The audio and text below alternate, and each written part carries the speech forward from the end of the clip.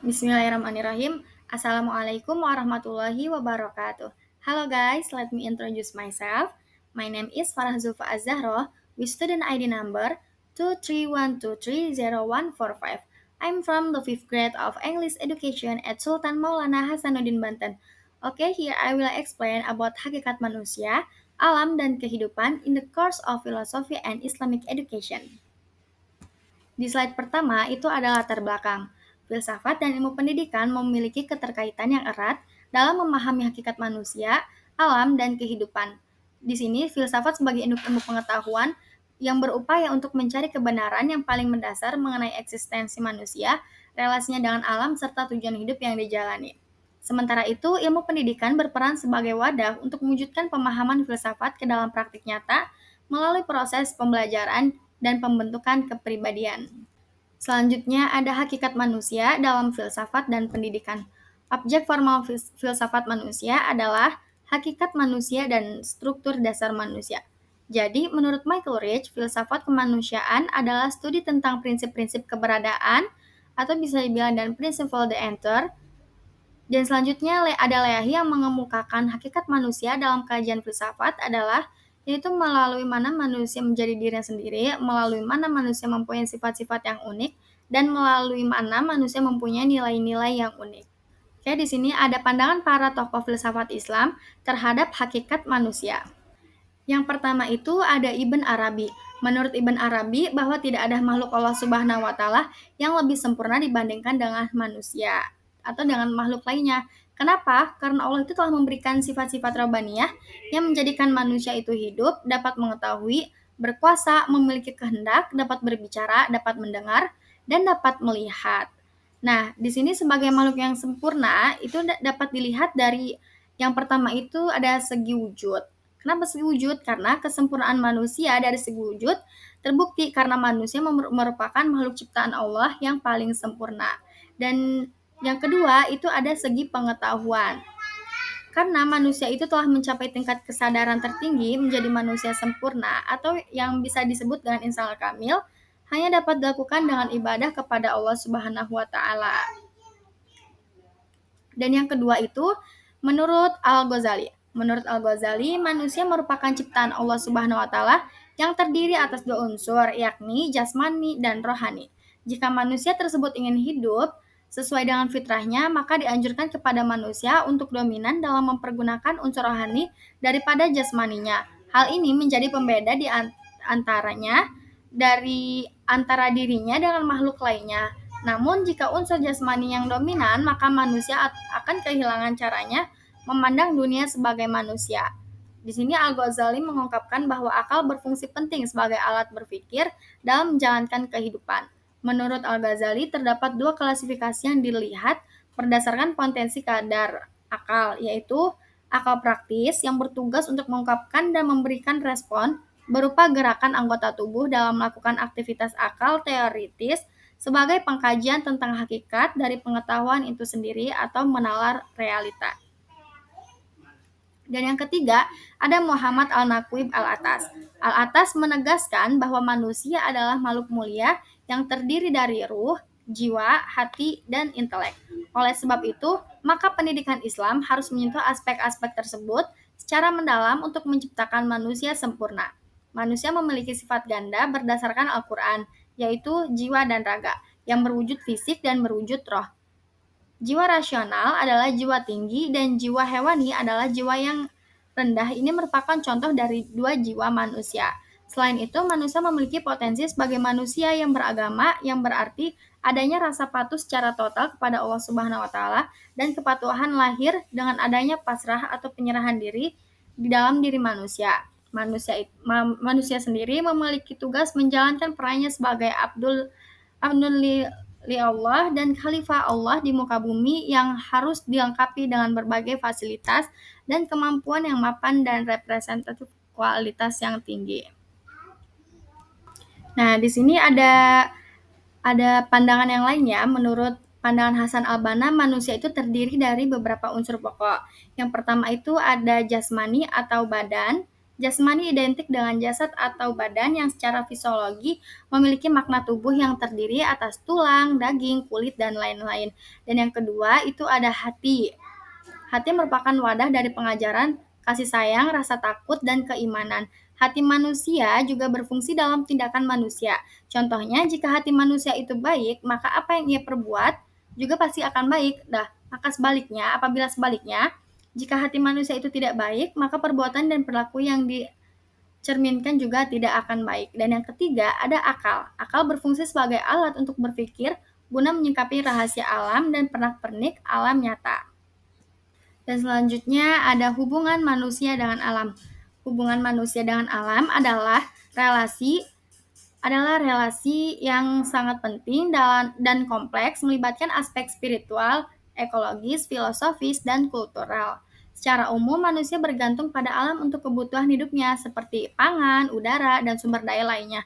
Namun, hubungan ini sebaiknya bukan hanya dimaknai sebagai dominasi atau pemanfaatan alam semata, melainkan juga dapat sebagai kerjasama dan penghormatan terhadap keberagaman hayati dan keberlanjutan lingkungan.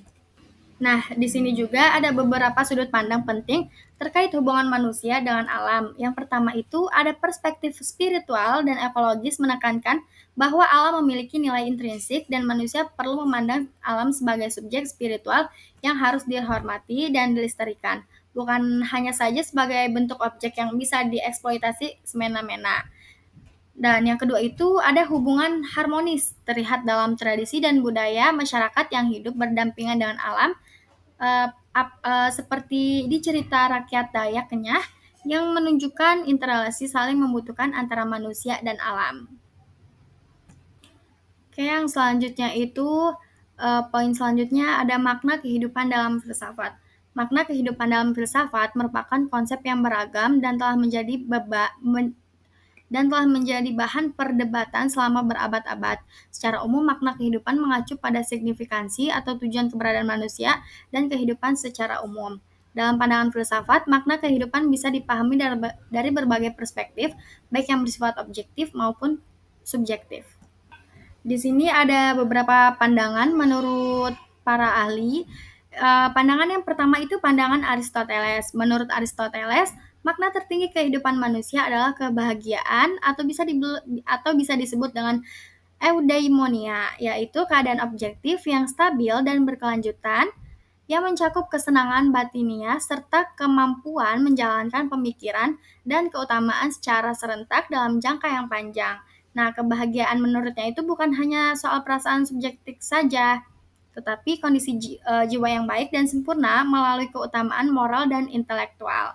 Dan yang kedua itu menurut filosofi eksistensialisme. Nah, dalam filsafat eksistensialisme, makna kehidupan dianggap tidak ditentukan oleh kekuatan supernatural atau otoritas luar, melainkan setiap individu yang menciptakan makna hidupnya sendiri melalui pilihan dan tindakan mereka. Nah, ini tuh dapat menekankan kebebasan dan tanggung jawab pribadi untuk membentuk makna tersebut. Dan yang ketiga itu ada perspektif Albert Camus.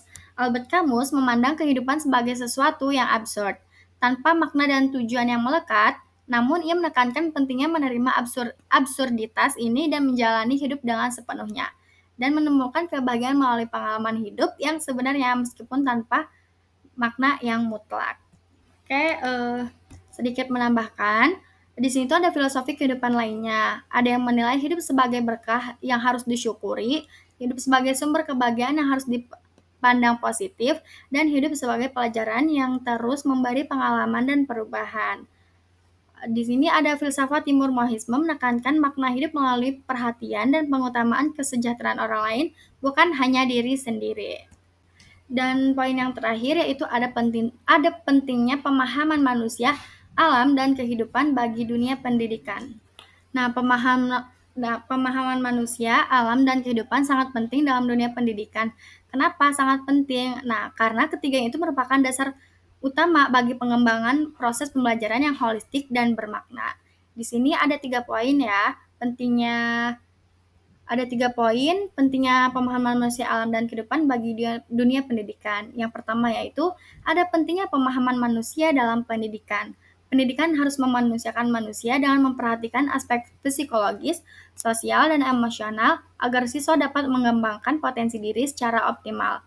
Nah, teori humanistik dalam pendidikan menekankan pentingnya mengenali pengalaman dan kebutuhan individu siswa agar pembelajaran itu agar dapat menjadi kreatif dan menyenangkan, tidak hanya berfokus pada aspek akademis semata. Dengan pemahaman ini, pendidikan dapat membentuk karakter, moral, dan kepribadian yang bermartabat dan bertanggung jawab. Dan yang kedua, itu ada pentingnya memahami alam dalam pendidikan. Kenapa sih sangat penting? Nah, karena pemahaman mengenai alam bukan hanya sebagai objek pembelajaran saja, akan tetapi juga bisa sebagai bagian dari kehidupan yang saling berinteraksi dengan manusia.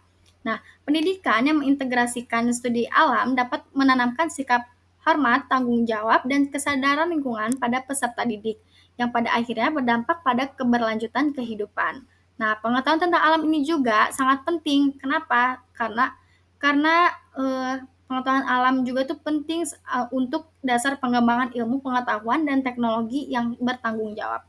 Dan yang ketiga, ada pentingnya memahami kehidupan dalam pendidikan.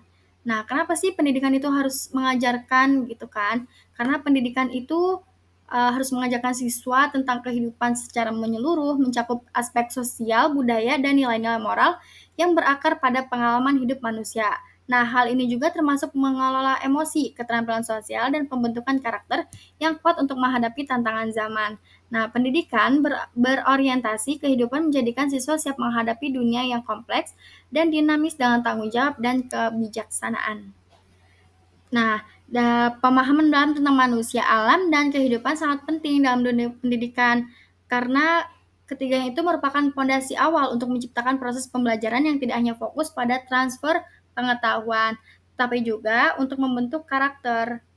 Nah, jadi pendidikan yang efektif adalah pendidikan yang mengintegrasikan pemahaman ini secara seimbang untuk melahirkan generasi yang cerdas, bermoral, dan peduli terhadap sekitar. Dan pada akhirnya, pemahaman tentang hakikat manusia, alam, dan kehidupan menjadi kunci utama dalam mengembangkan pendidikan yang bermakna. Pendidikan tidak hanya berfungsi untuk mentransfer ilmu pengetahuan saja, tapi juga untuk membentuk manusia yang berkarakter, berbudaya, dan bertanggung jawab terhadap dirinya sendiri, untuk orang lain, serta untuk lingkungannya. Nah, apabila pendidikan hanya menekankan pada aspek kognitifnya saja, tanpa memperhatikan dimensi kemanusiaan dan kesadaran ekologis, maka hasilnya pun akan melahirkan manusia yang cerdas, tapi kehilangan arah hidup dan abai terhadap alam yang menjadi sumber kehidupannya. Nah, dengan mengintegrasikan pandangan tokoh-tokoh tersebut, jelaskan bahwa jelas bahwa pendidikan yang berlandaskan pemahaman hakikat manusia, alam, dan kehidupan bukan hanya untuk mencetak generasi cerdas saja, tapi juga untuk membangun manusia yang mampu menjaga keseimbangan antara akal dan moral, pengetahuan dan kebijaksanaan, serta kebutuhan pribadi dan kepentingan bersama.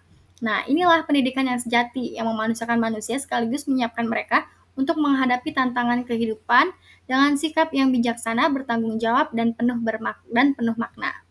Dan yang terakhir itu penutup. Nah, di sini ada kesimpulan. Pemahaman mengenai hakikat manusia, alam, dan kehidupan pada dasarnya menunjukkan bahwa pendidikan harus berfungsi lebih dari sekadar proses intelektual. Pendidikan sejati adalah upaya sadar untuk membentuk manusia yang utuh, yang mampu berpikir kritis, bersikap etis, serta menjalin hubungan harmonis dengan lingkungannya. Tanpa pemahaman filosofis ini, pendidikan akan mudah terjebak dalam rutinitas teknis yang mengabaikan nilai-nilai kemanusiaan dan keberlangsungan hidup. Nah, dengan landasan tersebut, filsafat dan ilmu pendidikan dapat berjalan beriringan untuk mewujudkan generasi yang tidak hanya cerdas secara akademis, tetapi juga memiliki kepekaan sosial, tanggung jawab moral, serta kesadaran ekologis.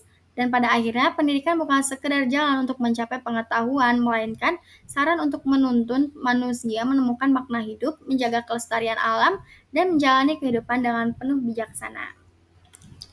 Dan di sini juga ada saran ya. Saran yang pertama itu bagi dunia pendidikan, Hendaknya kurikulum lebih menekankan integrasi nilai kemanusiaan, kesadaran lingkungan, dan makna kehidupan agar peserta didik berkembang secara menyeluruh, tidak hanya dalam aspek akademik saja. Dan yang kedua, itu bagi pendidik diharapkan menjadi teladan yang menanamkan nilai etika, moral, dan tanggung jawab ekologis dalam setiap proses pembelajaran.